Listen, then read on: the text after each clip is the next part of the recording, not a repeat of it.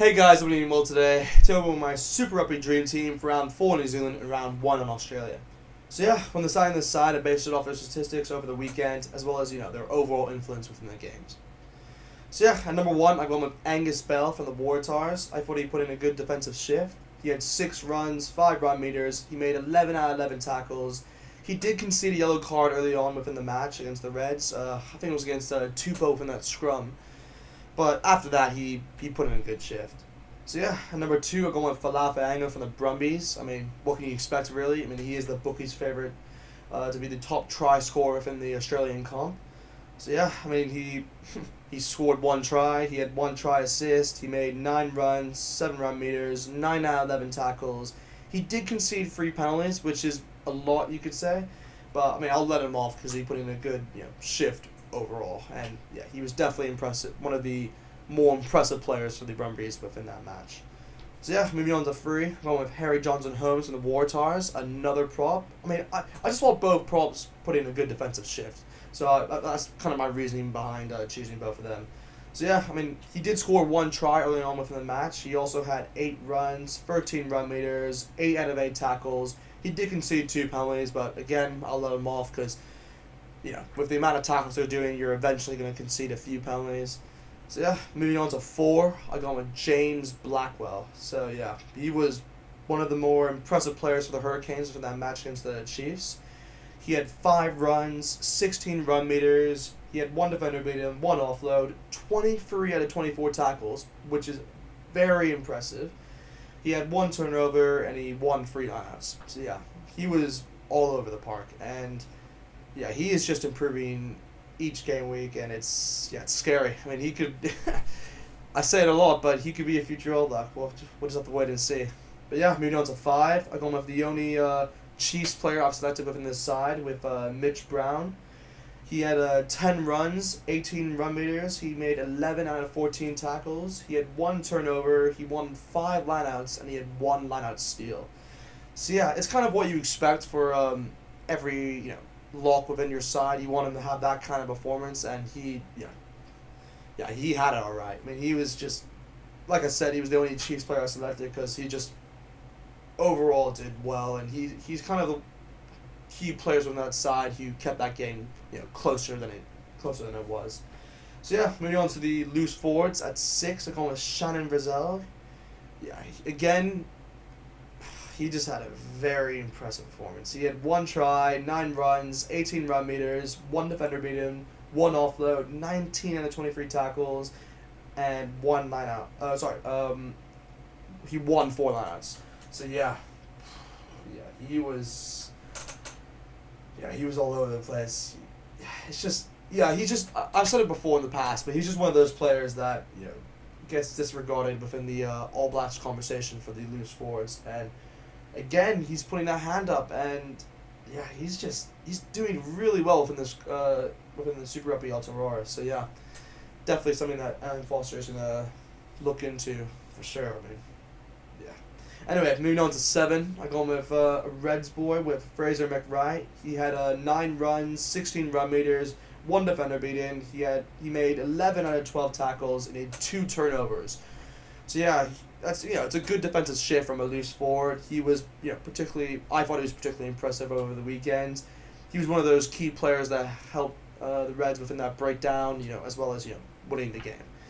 So yeah, moving on to number 8, I'm going with Artie Sevilla, the Hurricanes man. You can say the main man as well. He had 6 runs, 63 run meters, 4 defenders beat in, 2 line breaks, and he made 8 out of 8 tackles. So yeah, he was all over the place, and with those 2 line breaks, he made so much ground. I mean, it's just the Artie Sevilla we all love to see, and it's great to see him back within playing rugby after his long injury from the last Super Rugby competition. So yeah, moving on to the backs, I go with Tate McDermott from the Reds. He is one of those players who will definitely be a future Wallaby. Like, he is guaranteed to be one of them for sure. I mean, he had 1 try, he had 1 try assist, he made 60 passes, he had 4 runs, 56 run meters, 1 defender beat in, 1 line break, and he made 1 out of 2 tackles, which is practically nothing. But that's not really what I'm basing him on within this dream team. I mean, he just influenced the game. He's one of those players that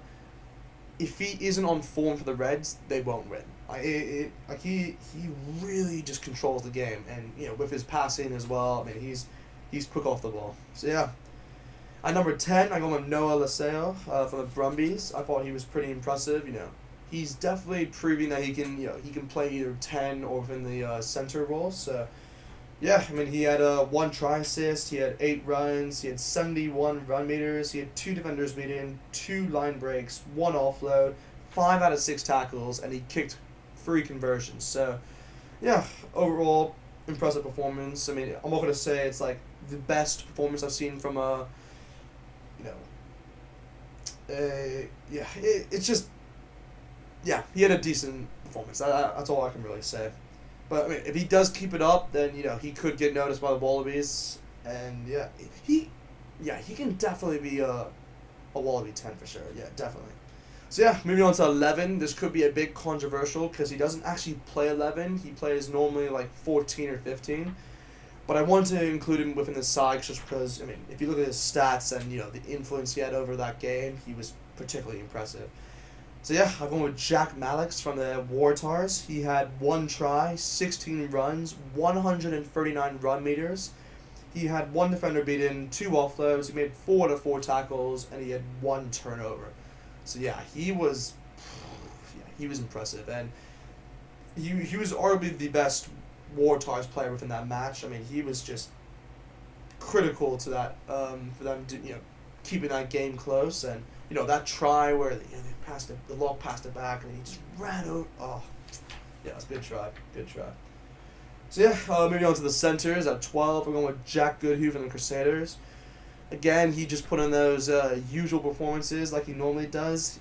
He had 17 runs, 48 run meters, 4 defenders beat him, 1 line break, 2 offloads, 8 out of 11 tackles, and he had 1 turnover. So yeah, it just shows why he's normally selected for the All Blacks, and mainly from the starting side as well. So yeah, I'm not gonna talk too much about him because he's just everyone knows what he can do, and he was good. So yeah, moving on to 13, I've gone with Tavita Kirajani from the Brumbies. I thought he had a good game. I wouldn't say it's as good as Goodhue's, but for if I had to pick one of the Australian centers who had a decent game, I would have gone with Kirajani. He had 7 runs, he made 18 run meters, he had 2 defenders beaten, 1 offload, and he had 11 out of 12 tackles. So yeah, again, like I said, he was all over the place, and he particularly helped the Brumbies defensively, which I'm kind of surprised about because he's always criticized for being more of an attacking player, not passing the ball, but he put in a good shift really. 11 out of 12 tackles. That's decent. It's decent. So yeah, moving on to 14. I mean, this is my MVP over the weekend, Will Jordan. He's done it again. He had 2 tries, 17 runs, 127 run meters. He had 5 defenders beaten, 3 line breaks, 1 offload, and 3 out of 3 tackles. So yeah, he is just he is ready to be an All Black. Like, get him in that side. Like he has to be an All Black. If he's not an All Black by this year, I'll be pretty shocked, to be honest. He's put up a lot of good performances. Particularly last week against the Highlanders away. So yeah, I mean, what more can I say? He is definitely someone the All Blacks should look into.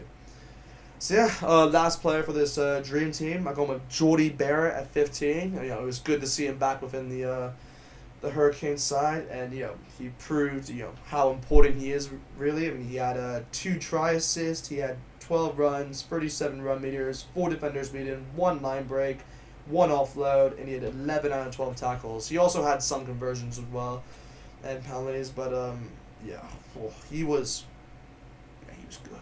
He was good, and that's why I like this this back three of Mallix, Will Jordan, and Bear. I mean, they can all pretty much play fullback, but they can also essentially play wing. So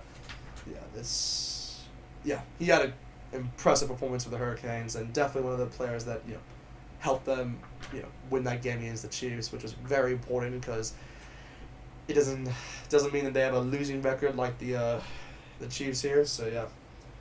Anyway, yeah, that's my team. Hope you guys liked it. I mean, if you want to comment below and just give suggestions on who you think missed out, or if you agree with some of my choices.